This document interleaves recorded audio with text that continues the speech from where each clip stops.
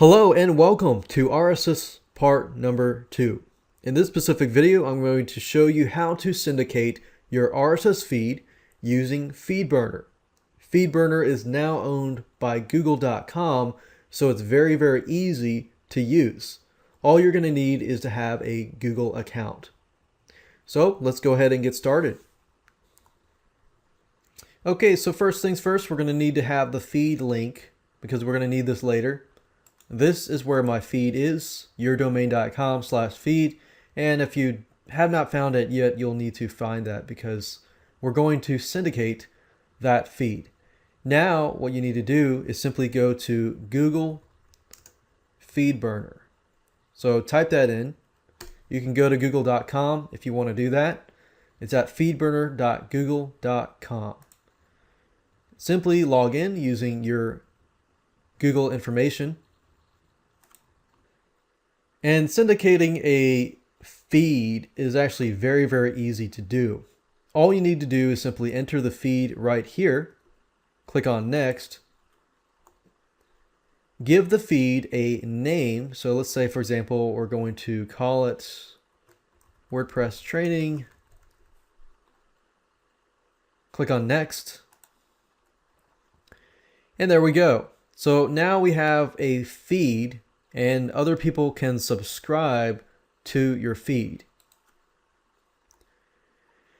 And if we go to the feed, you can see the content. For example, post 1, post 2, post 3. And we've got 3 posts at our site. And if you basically take this feed here and you can submit it to RSS syndicating websites that will syndicate your RSS feed, and also can help because it can give you more backlinks to your site with RSS feeds. Now, before I show you how to submit your RSS feed to RSS submission sites, let's go through this process. If we click on next here, FeedBurner basically just gives you a ability to get more statistics. So if you can select these if you want to, click on next, and there we go. Now let's click on analyze. The neat thing about feedburner.com is it allows you to track the statistics, as you can see here, simply from this dashboard here. Now, we don't see any statistics right now simply because it's new and we haven't actually gotten much traffic to it. If we click on optimize, this basically just gives you the ability to add some more features, make it look nicer, and things like that. And publicizing your feed, it basically allows you to get more exposure and more subscribers. Now, there are sites out there that allow you to basically take your RSS feed and submit it to them, called RSS submission sites. There are many out there. One in particular is called feedage.com. Feedage or feedage.com. And if you click on submit feed, you can simply enter your username and password and submit your feed.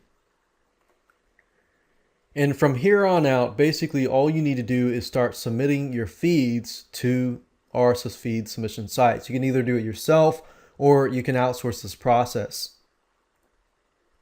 In fact, one of my favorite sites to go to is fiverr.com.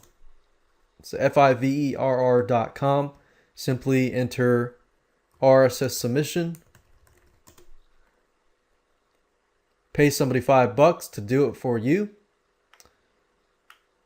And it says here, okay, click on rating here. And we're basically going to rate the top rated people at the top and go from there. So it says here, social bookmarking, RSS feeds. We're looking primarily for something related to RSS submission. I'm going to reword this as submit RSS. Okay, it says I will add your site to, okay, I don't want to do that. I just want RSS submission. I will submit your RSS feed to over 175 sites and directories. And whoever you submit to, make sure they have good ratings beforehand. I will submit your RSS feed. Okay. I'll do RSS submission of your blog.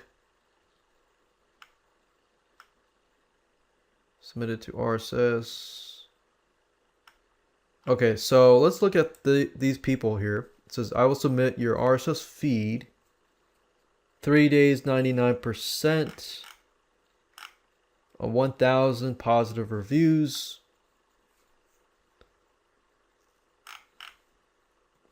And just go through, look at the reviews, make sure that you do your due diligence before you buy from any of these people. And if all looks good, you can purchase, and it's only $5. I mean, it's either that or you can do it yourself and submit it one by one.